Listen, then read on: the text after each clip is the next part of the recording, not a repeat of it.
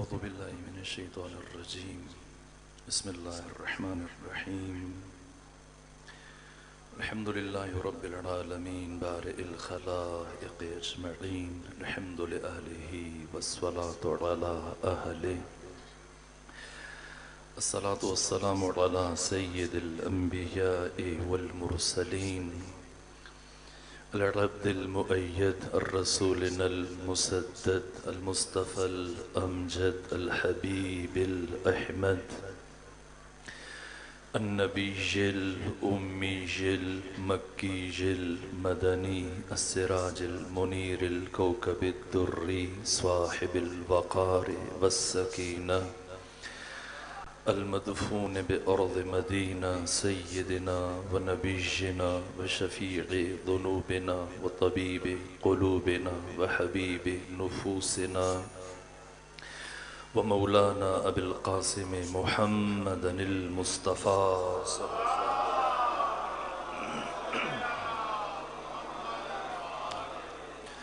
وأهل بيته الأطيبين الأطهرين الأنجبين المعصومين المظلومين ورحمة الله على أحبابهم وأصحابهم وشيعتهم ومحبيهم ومواليهم أجمعين ولعنة الله على أعدائهم ومنكري فضائلهم وغاصبي حقوقهم من جوم عداوتهم إلى الآن ومن الآن إلى قيام يوم الدين وبعد يوم الدين.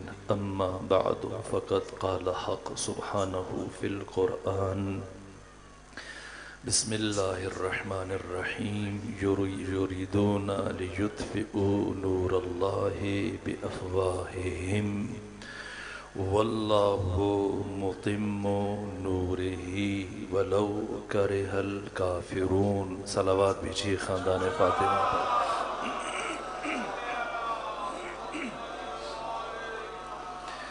پروردگار نے توفیق عطا فرمائی اور ایک مرتبہ پھر آپ صاحبان معرفت مومنین کی خدمت میں حاضر ہونے کا شرف حاصل ہوا. آج کی اس مختصر گفتگو میں مل کے یہ سمجھنے کی کوشش کرتے ہیں کہ یہ مجلس جس ذات سے اور جس شخصیت سے منسوب ہے یعنی سرور و سالار شہیدان وجود مبارک حسین ابن علی. حسین کون ہے؟ اللہ نے حسین ابن علی کو روئے زمین پر کیوں اتارا؟ فلسفہ ارسال نور حسین ابن علی کیا ہے؟ آپ کا تعارف کیا ہے اور آپ نے کیا کیا؟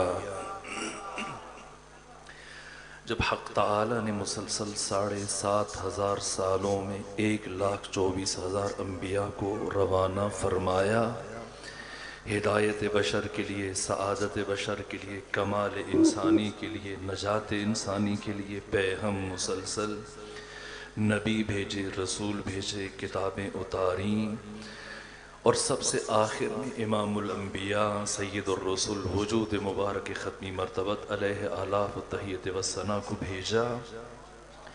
اور جب ختمی مرتبت کی زندگی کے فقط 2 سال باقی ہیں یعنی آپ کی حیات مبارکہ 61 برس ہے اور 2 سال پہلے آپ کی وفات حضرت آیات سے پیغمبر گرامی اسلام اس شہر سے جہاں سے آپ کو ہجرت کرنے پر مجبور کیا گیا تھا اور پیغمبر رات کی تاریکی میں تنہائی کے عالم میں اپنا آبائی گھر، اپنا آبائی شہر مکہ چھوڑ کر مدینہ ہجرت پر مجبور ہوئے تھے. آج 8 سال گزرنے کے بعد جب ختمی مرتبہ دوبارہ اپنے آبائی شہر کی طرف لوٹ رہے ہیں تو عالم یہ ہے کہ پیغمبر کے ساتھ چاروں طرف سر ہی سر نظر آ رہے ہیں.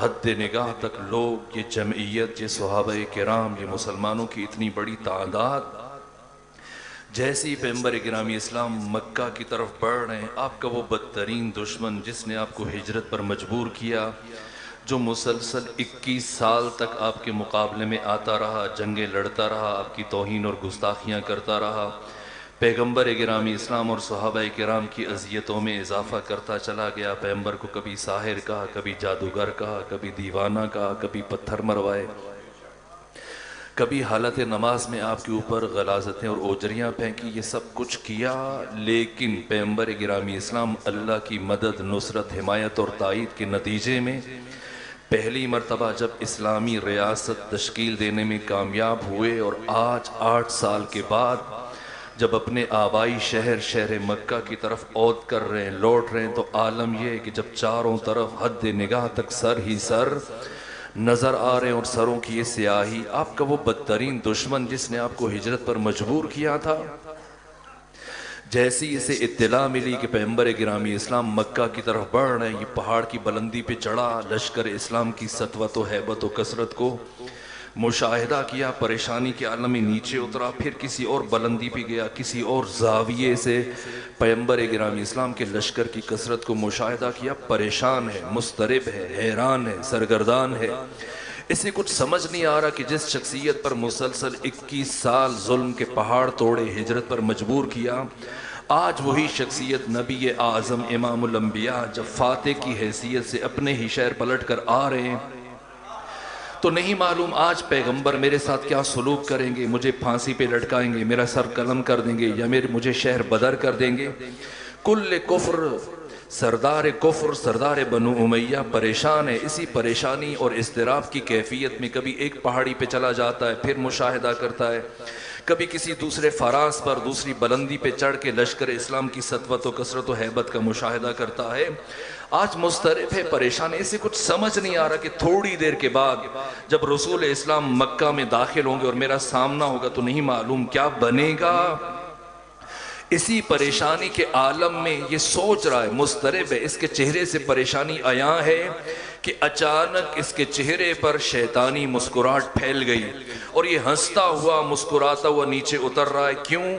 آج ابلیس نے کل کفر کو وہ وسوسہ کیا اور اس سازش پر تیار کیا جس سے سوچتا ہوا سردار بنو امیہ مسکراتا ہوا پہاڑ کی بلندی سے نیچے اترا، اور اب پیغمبر کے چچا جناب عباس کے گھر کی طرف چل پڑا، انہیں بلایا، کہا اے عباس مجھے لے کے چلے، میں محمد مصطفیٰ کے ہاتھ پر بیعت کرنا چاہتا ہوں، کلمہ پڑھنا چاہتا ہوں، شہادتین کا اقرار کرنا چاہتا ہوں، اپنی غلطیوں کی معافی مانگنا چاہتا ہوں۔ عباس خوش ہوئے کہ چلیں، دیر آیت درست آیت، 21 سال کے بعد ہمارا سب سے بڑا دشمن ہدایت کی طرف آ رہا ہے، سعادت اور نجات کی طرف آ رہا ہے، توبہ کی طرف بڑھ رہا ہے، معافی مانگنا چاہتا ہے، مسلمان ہونا چاہتا ہے۔ سردار بنو امیہ کو عباس نے اپنے ساتھ لیا، دونوں پہنچے محضر ختمی مرتبت میں، پیغمبر کے پاس آئے۔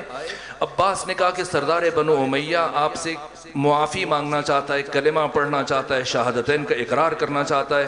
جیسے ہی جناب عباس نے بتایا، پیغمبر نے اپنا ہاتھ آگے بڑھا دیا۔ سردار بنو امیہ نے پیغمبر کے چہرے کو بغور دیکھا، پیغمبر کے ہاتھ پہ اپنا ہاتھ رکھا، کلمہ پڑھا، شہادتین کا اقرار کیا، اپنے اسلام کا اعتراف کیا، اور اس کے بعد پھر مسلسل ٹک ٹکی باندھے پیغمبر کے چہرے کو دیکھ رہا ہے کہ کیا پیغمبر اس کے اندر کی کیفیت سے، اس کی درونی کیفیت سے باخبر ہیں یا باخبر نہیں ہیں۔ لیکن جب پیغمبر نے کچھ نہیں فرمایا، خاموشی سے اپنا ہاتھ بڑھایا، اس نے کلمہ پڑھ لیا، پھر اس نے اپنا ہاتھ واپس کھینچ لیا اور خوش ہو گیا کہ میں آج پیغمبر گرامی اسلام کو دھوکہ دینے میں کامیاب ہو گیا۔ اس لیے کہ آج کل کفر نے یہ منصوبہ بنایا کہ مسلسل 21 سال جس اسلام کے مقابلے میں آ کر اس کو نابود نہ کر سکا، آج اس اسلام کے اندر داخل ہو کر اس کو اندر سے کھوکھلا کروں گا، اندر سے اس کی جڑوں کو کاٹوں گا، اندر سے اس کی شاخوں کو کاٹوں گا، میں اسلام کو اندر سے نابود کر دوں گا۔ اور جب پیغمبر گرامی اسلام کے ہاتھ پہ ہاتھ رکھ کے کلمہ پڑھو اور پیغمبر نے کوئی جواب نہ دیا تو خوش ہو گیا، مطمئن ہو گیا کہ یہ رسول اللہ کو دھوکہ دینے میں کامیاب ہو گیا۔ لیکن مکروا ومکر اللہ، یہ کافر کی تدبیر ہے اور وہ اللہ کی تدبیر ہے، واللہ خیر الماکرین۔ آج دشمن کا ارادہ یہ ہے، آج دشمن کا منصوبہ یہ ہے کہ وہ اسلام کے نورانی پیکر میں داخل ہو کر اسلام کی تعلیمات کو اس طرح سے الجھا دے کہ حق اور باطل آپس میں یوں مخلوط ہو جائیں کہ قیامت تک آنے والا انسان کبھی حق کو باطل سے جدا نہ کر سکے، نیکی کو بدی سے جدا نہ کر سکے، اچھائی کو برائی سے جدا نہ کر سکے، خیر و شر کو اس طرح سے مخلوط کر دے کہ پھر قیامت تک آنے والا کوئی بھی انسان کبھی خیر کو شر سے جدا نہ کر سکے۔ یہ منصوبہ لے کر سردار بنو امیہ پیغمبر کے ہاتھ پہ ہاتھ رکھ رہا ہے، لیکن اسی دن کے لیے پروردگار نے اس نور کو روئے زمین پر اتارا کہ جو قیامت تک کے لیے حق اور باطل کے درمیان امتیازی نشان بن گیا۔ حسین کون ہے؟ اور پروردگار نے نور حسین ابن علی کو روئے زمین پر کیوں اتارا؟ جب خیر و شر میں دقت تفریق ہو گئی، پتہ نہیں چل رہا تھا کہ خیر کیا ہے اور شر کیا ہے، حق کیا ہے اور باطل کیا ہے، اچھائی کیا ہے اور برائی کیا ہے۔ جب خیر و شر میں دقت تفریق ہو گئی، بے ساختہ حسین کی تخلیق ہو گئی۔ پروردگار نے اسی دن کے لیے نور حسین ابن علی کو روئے زمین پر اتارا۔ اور اب جو حسین اپنے گھر میں پیغمبر کا انداز کیا ہے، جیسے یہ عمل ہوا، جیسے ہی سردار بنو امیہ اسلام کا لباس پہن کر، اسلام کا لبادہ اوڑھ کر، اسلام کی ردا اوڑھ کر اسلام کے نورانی پیکر میں داخل ہوا اور اس نے اپنی سازشوں کا آغاز کیا، ادھر سے پروردگار نے جس دین پناہ کو اتارا، پیغمبر کا انداز بدل گیا۔ اب پیغمبر جب مکہ سے مدینہ واپس گئے تو پہلے وہ نبی جو ہر روز اپنے گھر سے سیدھے مسجد چلے جاتے تھے، اب محمد مصطفیٰ کا انداز پہلے سے بدل گیا۔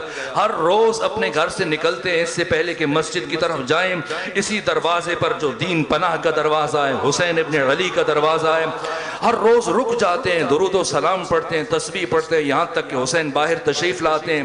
پیغمبر ہر روز حسین کو اٹھاتے ہیں، اپنے ساتھ سینے پہ لگاتے ہیں، اپنے ساتھ مسجد لے کے چلتے ہیں، اپنے ممبر کے داہنی طرف بٹھا دیتے ہیں، خود ممبر پر پہنچ کر فراز ممبر سے دین کے معارف بیان کرتے ہیں، حدیث اور شریعت کے مسائل بیان کرتے ہیں۔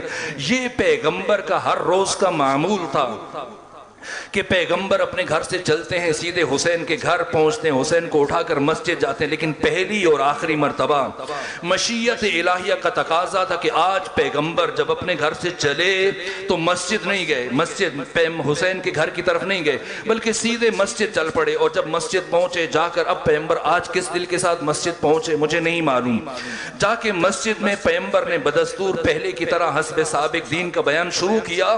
اور وہ حسین، وہ بچہ جو ہر روز اپنے نانا کا انتظار کیا کرتا تھا کہ نانا آئیں گے، ساتھ لے کے جائیں گے، اور آج جب کافی وقت گزر گیا، کئی گھنٹے گزر گئے اور آج نانا نہیں آئے، تو حسین خود اپنے نانا سے ملاقات کرنے کے لیے اپنے گھر سے چل پڑے مسجد نبوی کی طرف۔ اور جب حسین مسجد نبوی میں داخل ہوئے تو عالم یہ ہے کہ مسجد نبوی کھچا کھچ صحابہ کرام سے، مسلمانوں سے بھری ہوئی ہے، لیکن حسین کی کوشش کیا ہے؟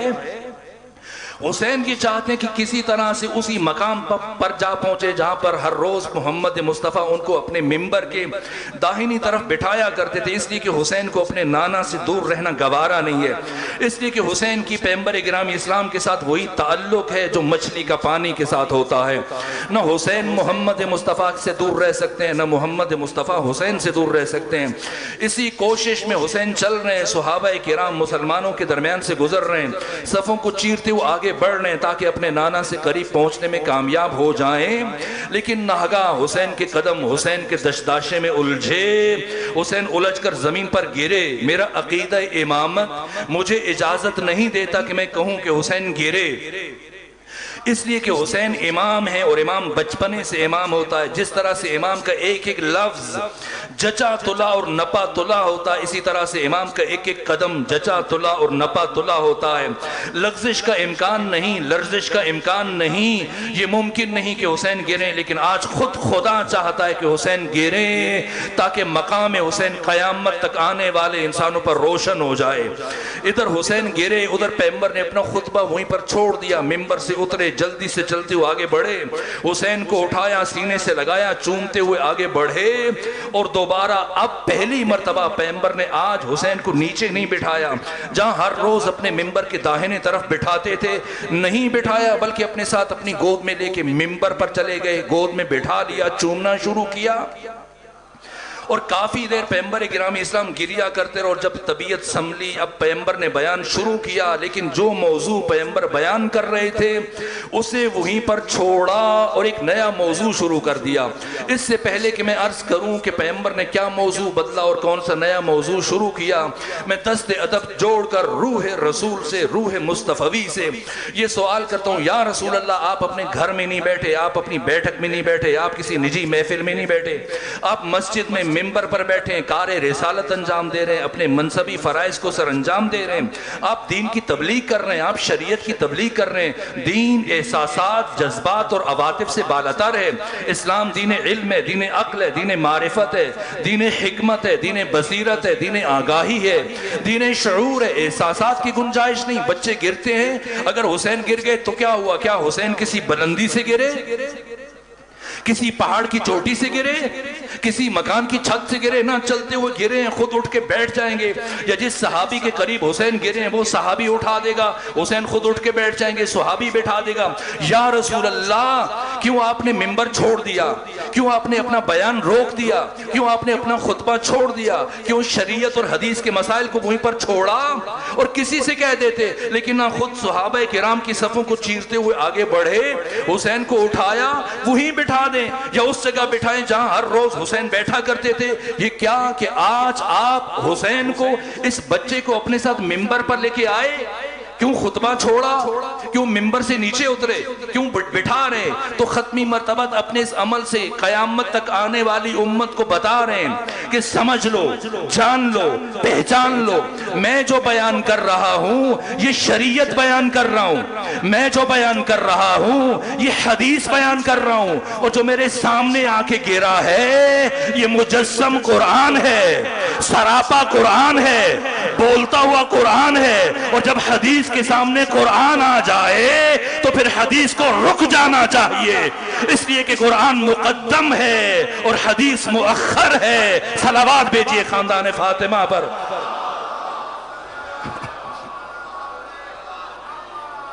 ابھی اپنے ساتھ منبر پہ لے کے آئے، جو بیان کر رہے تھے اسے وہیں چھوڑا اور ایک نیا بیان شروع کر دیا۔ اور کیا فرمایا؟ یا معاشر اصحابی اعرفوا ھذا حسین ابن علی، اے میرے صحابہ پہچان لو یہ حسین ابن علی ہیں۔ کون حسین؟ پیغمبر نے جو پہلا تعارف بیان کیا، فرمایا سنو میرے صحابہ، ان الحسین افضل الخلق ابا و اما و جدا و جددا، یہ حسین ہے جو اشرف ہے ساری کائنات سے، جو اعلیٰ ہے ساری کائنات سے، جو اکمل ہے ساری کائنات سے، باپ کے اعتبار سے، ماں کے اعتبار سے، دادا کے اعتبار سے، دادی کے اعتبار سے، نانا کے اعتبار سے، نانی کے اعتبار سے، یعنی اس پوری کائنات میں حسین کے بابا جیسا کسی کا بابا نہیں ہے۔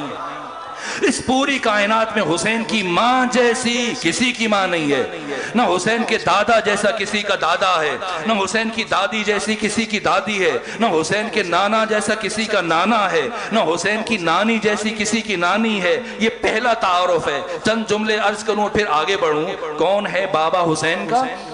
کیا مقام ہے حسین کے والد بزرگوار کا؟ ایک ایک جملہ کہہ کے آگے بڑھتا چلا جاؤں گا۔ کیا عزت ہے حسین کے بابا کی؟ انسانوں کی نگاہ میں نہیں، خود خدا کی نگاہ میں۔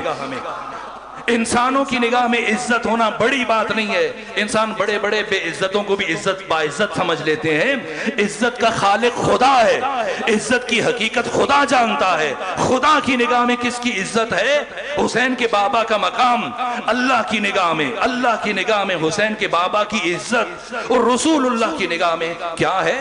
بہت ساری روایتیں ہیں، جی چاہتا ہے کہ پڑھوں، لیکن ایک روایت کا انتخاب کرتا ہوں اس موقع پہ جس سے بخوبی ادراک ہو کہ حسین کے بابا کا مقام خدا کی نگاہ میں کیا ہے، رسول اللہ کی نگاہ میں کیا ہے۔ تفسیر در المنصور علامہ جلال الدین سیوطی آئے وسیلہ کے ضمن میں اس روایت کو بیان کیا، کہا کہ پیغمبر گرامی اسلام کا دعا مانگنے کا ایک خاص طریقہ تھا۔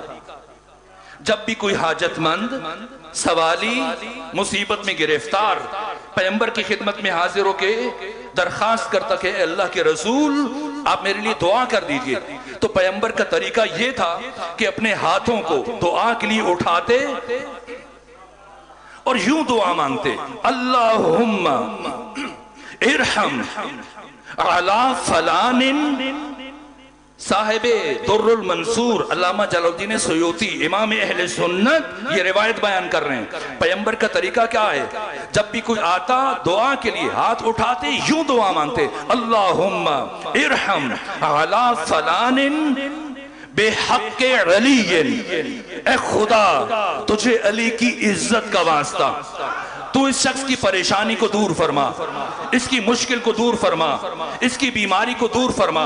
نیچے علامہ خود لکھتے ہیں کہ اس زمانے میں بہت سارے افراد ایسے تھے جنہیں یہ بات اچھی نہیں لگتی تھی کہ کوئی بھی آ جائے علی کا واسطہ. آخر ہم بھی تو موجود ہیں. کبھی کبھی پیغمبر کو واسطے میں وسیلے میں ہمارا بھی نام لے لینا چاہیے. ایک مرتبہ لکھتے ہیں علامہ اتفاقاً ایسے ہوا کہ پیغمبر مسجد میں آپ کے پہلو میں دو بزرگ بیٹھے ہیں اور ایسے عالم میں علی ابن ابی طالب مسجد میں آئے اور بارگاہ رسالت میں درخواست کی یا رسول اللہ میں 2 دن سے بیمار ہوں، آپ اللہ کے رسول ہیں، میرے لیے دعا کیجئے کہ اللہ مجھے شفا عطا فرمائے. جیسے امیر المومنین نے یہ جملے کہے پیغمبر کے پہلو میں جو 2 بزرگ تھے دونوں کے چہرے پہ مسکراہٹ پھیل گئی. ایک نے دوسرے کو کوہنی ماری، کہا بہت اچھا، پہلے تو کوئی آتا تھا تو پیغمبر علی کا واسطہ دیتے تھے اور آج علی خود مشکل میں ہے، علی بیمار ہے، مشکل کشا خود مشکل میں ہے اور پیغمبر کے پاس یا تو بیٹھا ہے یا میں بیٹھا ہوں. اب پیغمبر یا تمہارا نام لیں گے یا میرا نام لیں گے. لیکن جیسی پیغمبر نے اپنے ہاتھوں کو دعا کے لیے اٹھایا پہلے کیسے دعا مانگتے تھے؟ اللہم ارحم علی فلان بحق علی. اور آج جب خود علی ابن ابی طالب نے پیغمبر سے دعا کی خواہش کی پیغمبر کے ہاتھ بلند ہوئے اور یوں دعا مانگی اللہم ارحم علی علی بحق علی. اے خدا تجھے علی کی عزت کا واسطہ تو علی کی بیماری کو دور فرما. بس اتنا سننا تھا. ان دونوں کے دلوں میں جو بغض تھا وہ زبان پر آ گیا، چیخ کر کہنے لگے یا رسول اللہ یہ کون سا انصاف ہے، کوئی اور بیمار ہو جائے تو بھی علی کا واسطہ، آج علی بیمار ہے تو بھی علی کا واسطہ، کوئی اور مشکل میں ہو تو بھی علی کا واسطہ، آج علی مشکل میں ہے تو بھی علی کا واسطہ، کوئی اور پریشان حال ہو تب بھی علی کا واسطہ، آج علی پریشان ہے تب بھی علی کا واسطہ. تو صاحب خلق عظیم کے چہرے پر، رحمت للعالمین کے چہرے پر ایک مرتبہ جلال کے آثار نمایاں ہوئے. فرمایا خاموش ہو جاؤ، تمہیں کیا پتا، میں تو جب اپنے لیے دعا مانگتا ہوں تو بھی علی کا واسطہ دیتا ہوں.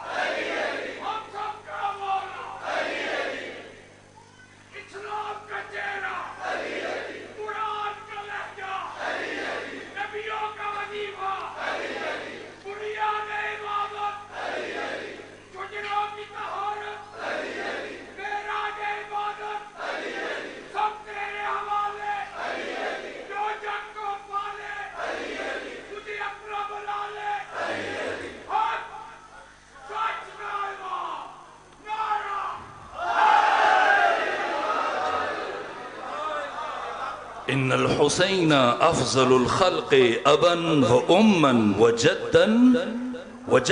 یہ حسین ہے جو اشرف ہے ساری کائنات سے، باپ کے اعتبار سے، ماں کے اعتبار سے.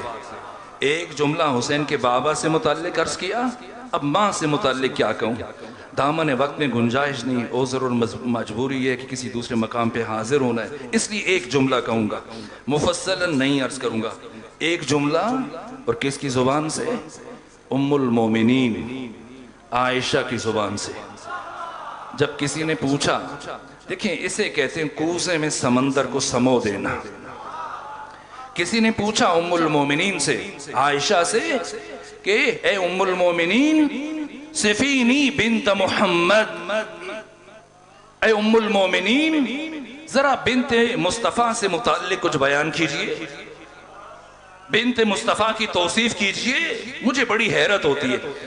جب کسی نے ام المومنین عائشہ سے کہا کہ بنت مصطفیٰ سے متعلق ذرا بتا دیجئے، تو انہوں نے جواب میں یہ نہیں فرمایا کہ کون سی بیٹی، پیغمبر کی تو 4 ہیں نہ، نہیں پوچھا، اس لیے کہ کوئی تھی نہیں۔ اگر ہوتی تو ام المومنین پوچھتی کہ بتاؤ کون سی بیٹی سے متعلق۔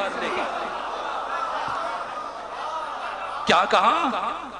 صفینی بنت محمد، اے ام المومنین آپ ہمیں بنت محمد سے متعلق کچھ بیان کیجئے کہ وہ کیسی تھیں، کس شخصیت کی مالک تھی، کس عزت کی مالک تھی۔ کیا جواب دیا؟ ایک جملہ بیان کیا بس۔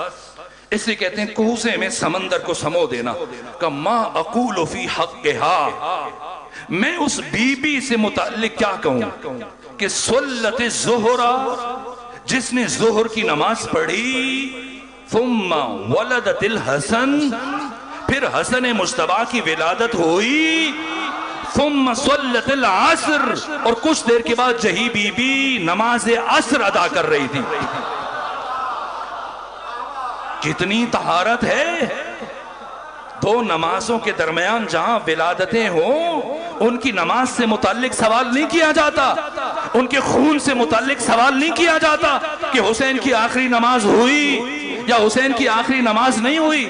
تو حسین کو خود کے ساتھ قیاس کرتا ہے، تو جس جگہ پیدا ہوتا ہے اس جگہ کی حقیقت کیا ہے، اور حسین جہاں پیدا ہوئے، تو جب پیدا ہوتا ہے تو تمہیں پہلے غسل دینا پڑتا ہے، لیکن حسین جب دنیا میں آئے، آپ اسلامی طریقے بتائیے کھیرے کاٹنے کے، اور اسی تک محدود رہیے، حقیقت حسین کی طرف ہاتھ نہ بڑھائیے۔ ذات حسین نماز کیسے پڑھی، سجدہ کیسے کیا، خون لگا ہوا تھا، سمجھو حسین کون ہے، تم میں اور حسین میں کیا فرق ہے۔ جب تو دنیا میں آتا ہے تو تو خود نجاست ہے، لیکن جب حسین آئے، جناب صفیہ نے اپنے ہاتھوں پہ اٹھا رکھا ہے، پیغمبر جیسے ہی گھر میں تشریف لائے، کہا میرے بیٹے کو میرے حوالے کیجئے۔ ایک مرتبہ جناب صفیہ نے کہا ابھی ہم نے حسین کو غسل نہیں دیا، فرمایا تو حسین کو کیا غسل دے گی، اللہ نے میرے حسین کو طاہر و طیب خلق کیا ہے۔ وہ حسین جو خود طہارت ہے، وہ حسین جو خود نماز ہے۔ ان الحسین افضل الخلق ابا و اما و جدا و جدتا، جو اشرف ہیں ساری کائنات سے، نانا کے اعتبار سے، نانی کے اعتبار سے۔ اس سے زیادہ زحمت نہیں دوں گا، بس ایک جملہ عرض کر رہا ہوں۔ نانا کون ہے؟ اب کیا بیان کروں، جس کی توصیف میں سارا قرآن ہے۔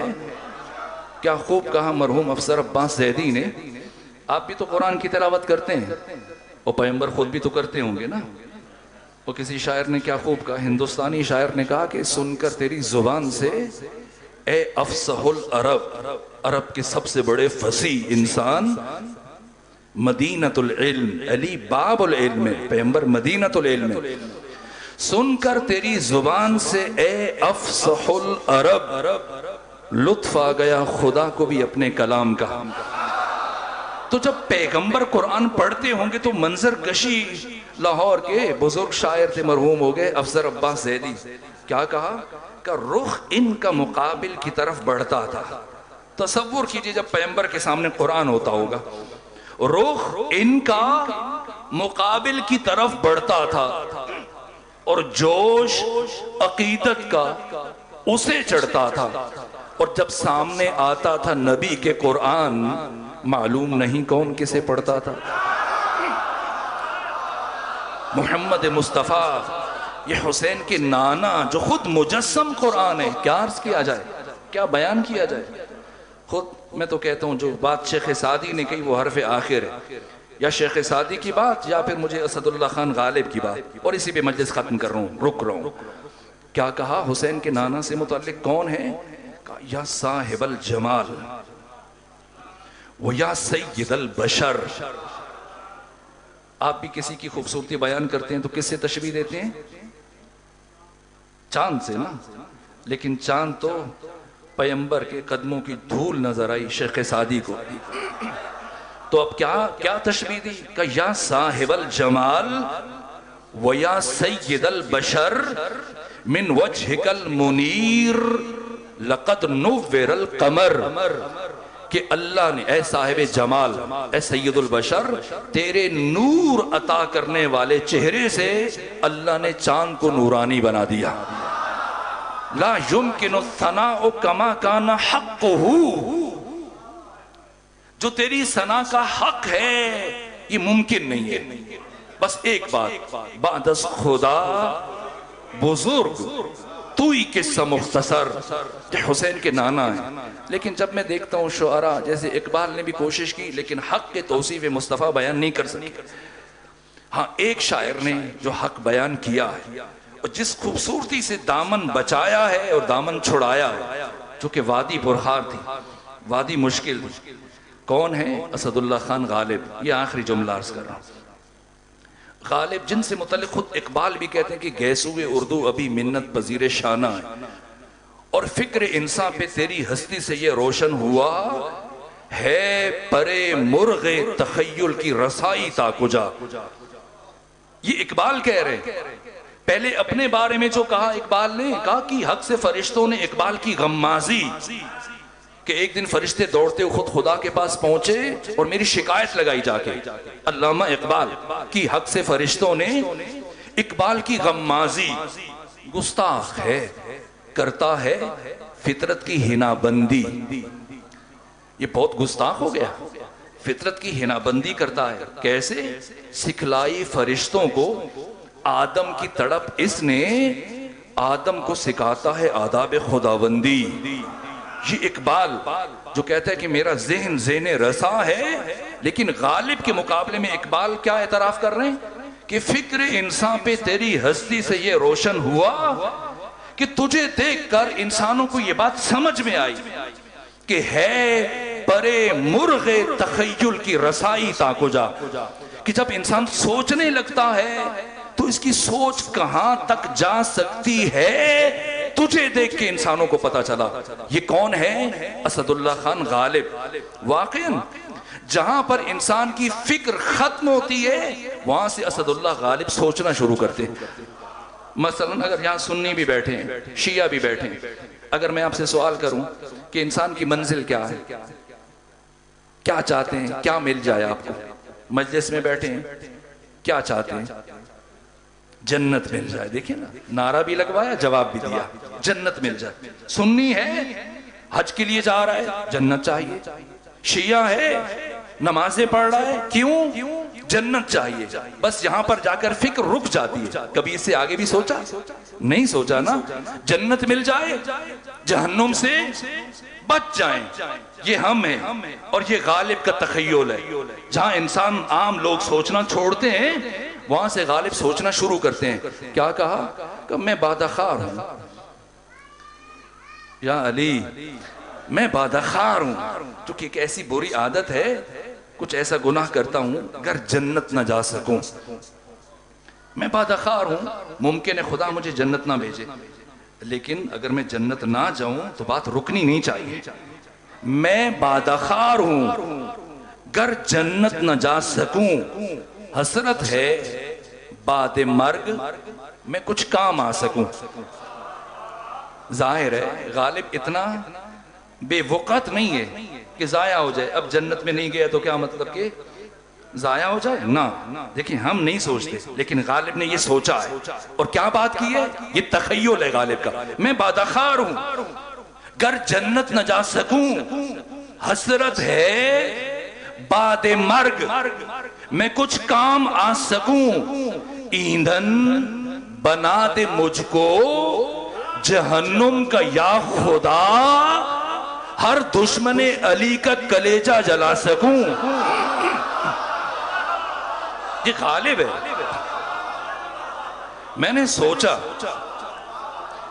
سوچا جب غالب علی سے متعلق یہ بیان کر رہے ہیں تو پیغمبر سے متعلق کیا شیخ سعدی سے بڑی بات کی ہے یا اس کے ہم پلہ یا اس سے نیچے؟ لیکن غالب سب پہ غالب ہے۔ کیا خوبصورت ایک شعر میں بات کہی، دامن بچایا اور حق بھی ادا کر دیا. کیا کہا؟ غالب ثنائے خواجہ بھی یزدان گذاشتیم. کیا خوبصورت بات کی. حسین کے نانا کون ہیں عرض نہیں کرنا چاہ رہا تھا، لیکن بات چلی تو یہ جملے کہہ دیے. غالب ثنائے خواجہ بھی یزدان گذاشتیم. اے غالب ہم نے محمد و مصطفیٰ کی ثنا اللہ کے سپرد کر دی. کیوں کہ ان ذات پاک مرتبہ دان محمد است کہ صرف وہی ذات محمد مصطفیٰ کے مقام سے باخبر ہے. ممکن نہیں ہے انسان کے لیے. یہ حسین کے نانا ہیں، یہ عزت و شرف ہے. اور اسی پہ بات ختم کر رہا ہوں. بس میرے عزیزوں، میں نے آپ کو بہت زحمت دی. اور کربلا میں حسین ابن علی کسے لے کے گئے؟ جو خود آپ کے نانا محمد الرسول اللہ کی شبیہ تھے. بعض خطیب اور ذاکر یہ پڑھتے ہیں کہ کربلا میں حسین اپنے بیٹے کو لے کے گئے جو ہم شکل پیغمبر تھے. نہ، ہم شکل پیغمبر ہونا اور ہے. یہ ایک اعزاز ہے. حسین نے اسی لیے خود تعارف کروایا.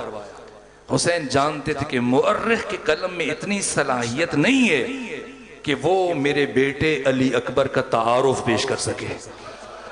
اس نے خود بیان کیا اور کسی انسان کو گواہ نہیں بنایا. کسے گواہ بنایا؟ روز عاشور اپنی داڑھی کو بائیں ہاتھ سے پکڑا اور اپنا دایاں ہاتھ آسمان کی طرف بلند کیا اور اللہ کو گواہ بنایا کہ پروردگار گواہ رہنا. اب اس جوان کو میدان جنگ کی طرف بھیجنے لگا ہوں جو خلق میں، خلق میں، کردار میں، گفتار میں، سیرت میں، صورت میں تیرے رسول کی سب سے بڑی شبیہ جائے. حسین منی، یہ بات سمجھ میں آتی ہے. وَأَنَا مِنَ الْحُسَيْن کا مفہوم کیا ہے؟ علی اکبر محمد مصطفیٰ صلی اللہ علیہ وآلہ وسلم کے نقش ثانی ہے. حسین امام ہے. امامت کیا مبالغہ نہیں پایا جاتا. علی اکبر کے تعارف میں جو فرمایا، وہ علی اکبر جس کا ظاہر بھی رسول جیسا ہے، جس کا باطن بھی رسول جیسا ہے. صرف صورت رسول جیسی نہ، سیرت بھی رسول جیسی. ہم شکل پیغمبر ہیں، خود روح مصطفیٰ کے حامل ہیں علی اکبر. اس لیے روانہ کیا. دو شہیدوں کا وداع بہت سخت تھا. ایک خود آقا حسین کا اور دوسرا علی اکبر کا. حمید ابن مسلم کہتا ہے جب علی اکبر کے روانہ ہونے کی باری آئی تو میں خیام سے دور کھڑے ہو کر بغور منظر دیکھ رہا تھا کہ حسین اپنے بیٹے علی اکبر کو کس طرح سے رخصت کرتے ہیں. لیکن عجیب تھا کہ وقت گزر رہا تھا اور علی اکبر باہر نہیں آ رہے تھے. خیمے کا پردہ بار بار اٹھتا تھا پھر گر جاتا تھا. میں نے سوچا یہ کیا ہو رہا ہے. یہ دیکھنے کے لیے میں قریب چلا گیا. جب قریب پہنچا تو میں نے یہ دیکھا کہ جب علی اکبر باہر نکلنا چاہتے ہیں کوئی بچہ یا بی بی علی اکبر کا دامن پکڑ کے روک لیتے ہیں. اے شبیہ رسول اللہ، تھوڑی دیر اور ٹھہر جائیے.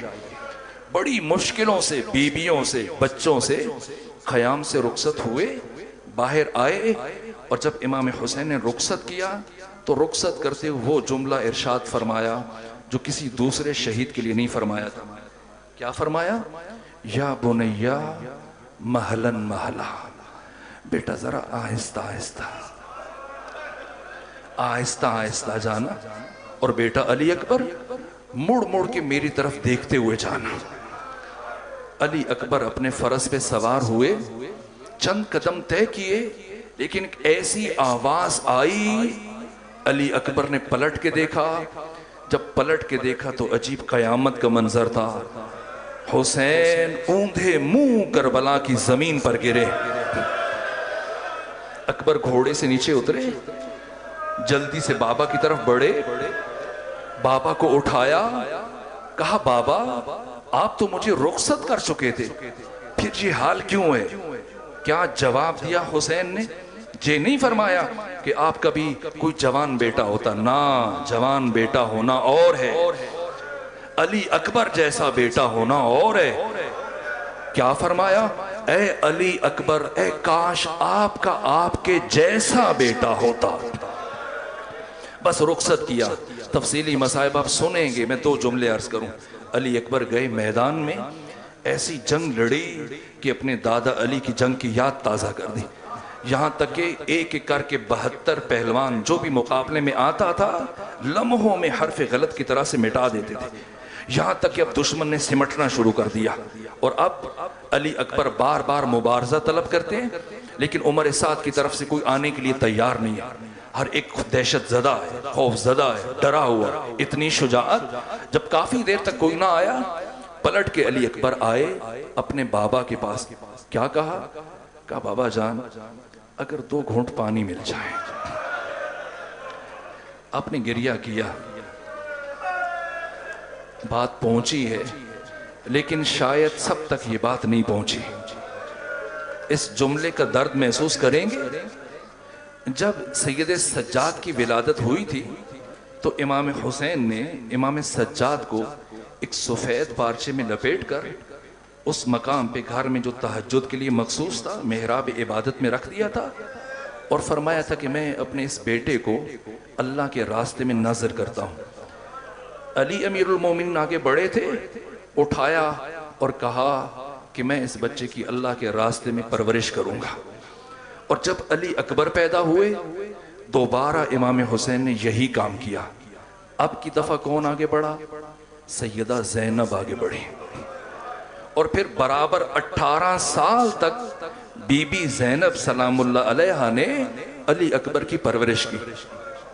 اور ان 18 سالوں میں حسین مسلسل علی اکبر سے کہتے تھے بیٹا علی اکبر مجھ سے کچھ مانگو، میرا جی چاہتا ہے میں آپ کو کچھ دوں، کچھ تحفہ دوں، کچھ ہدیہ دوں، کچھ عطا کروں.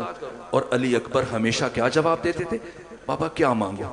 میری پھوپھی زینب میری ہر خواہش کو میرے مانگنے سے پہلے پورا کر دیتی ہے. 18 سالوں میں حسین کو حسرت رہی علی اکبر مجھ سے کچھ مانگیں.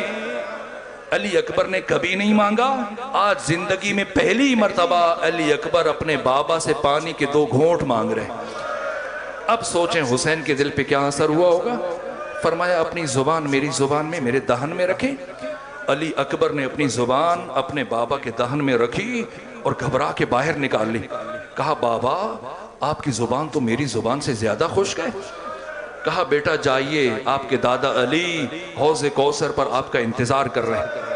اب جو علی اکبر میدان جنگ میں پہنچے دشمن نے عمر ابن سعد نے اعلان کروا دیا کہ اب کوئی ایک ایک کر کے علی اکبر کے مقابلے میں نہ جائے، سب مل کر یکبارگی علی اکبر پر حملہ کرو. حضرت کی شہادت بیان نہیں کر سکتا، بس ایک جملہ عرض کر رہا ہوں. یہاں تک کہ چاروں طرف سے لشکر ٹوٹ پڑا حضرت علی اکبر پر. اور سید ابن طاؤس فرماتے ہیں کہ فَقَتَّلُوهُ اِرْبًا اِرْبًا، جس کے ہاتھ میں جو ہتھیار تھا اس نے علی اکبر پر چلانا شروع کیا اور علی اکبر کے جسم کے ٹکڑے کٹ کٹ کے کربلا کی زمین پر گرنا شروع ہوئے. یہاں تک کہ جب خود کو زین فرس کے اوپر سنبھال نہیں سکے، اتنے خوددار تھے علی اکبر کہ خود کو گھوڑے سے گرنے نہیں دیا بلکہ گھوڑے کے گلے میں باہیں ڈال دی.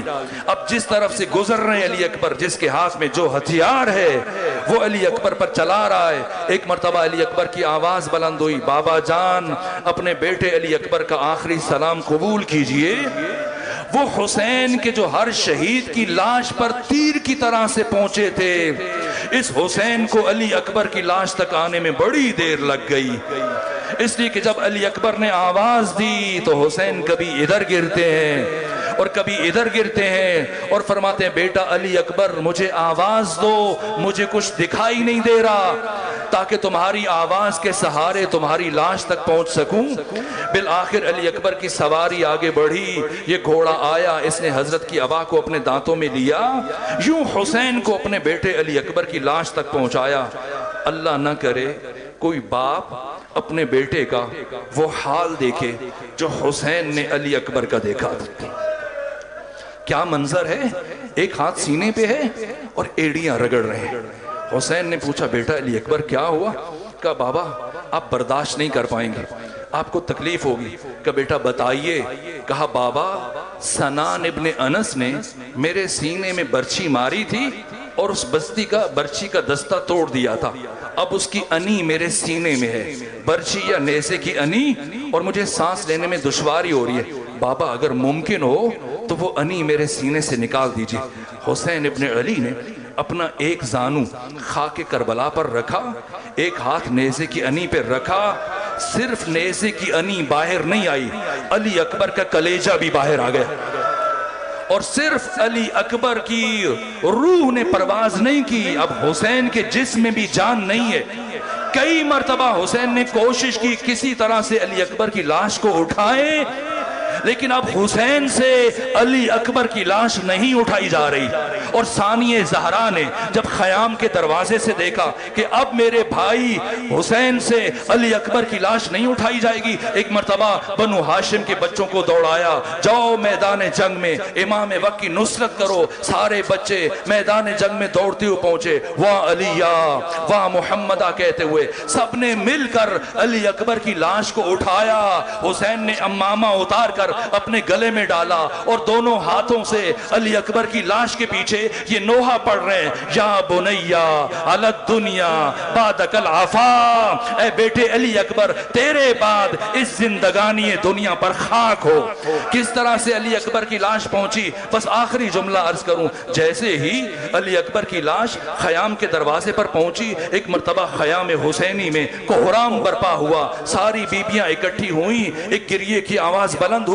ایک مرتبہ کچھ لمحات گزرنے کے بعد ثانیہ زہرا نے فرمایا کہ اس شہید کی ماں نظر نہیں آ رہی ہے, اس شہید کی ماں نظر نہیں آ رہی ہے, ام لیلہ نظر نہیں آ رہی ہے. شاید ابھی تک ام لیلہ کو خبر نہیں ہوئی کہ علی اکبر کی لاش آ چکی ہے. فضا جاؤ, جا کے ام لیلہ کو بتاؤ کہ علی اکبر کی لاش آ چکی ہے. اور جب فضا پہنچی اس خیمے میں جہاں پہ ام لیلہ کا قیام تھا, تو کیا دیکھا کہ ام لیلہ خیمے کے اندر دوڑ رہی ہیں, کبھی ایک طرف گرتی ہیں کبھی دوسری طرف گرتی ہیں. فضا کہتی ہے ارے بی بی کیا ہوا, کیوں دوڑ رہی ہے؟ کہا فضا میں نے سنا ہے کہ میرے بیٹے علی اکبر کی لاش آ چکی ہے, ارے مجھے کچھ دکھائی نہیں دے رہا. فضا کسی طرح سے میری انگلی پکڑ کر مجھے میرے بیٹے علی اکبر کی لاش تک لے جاؤ.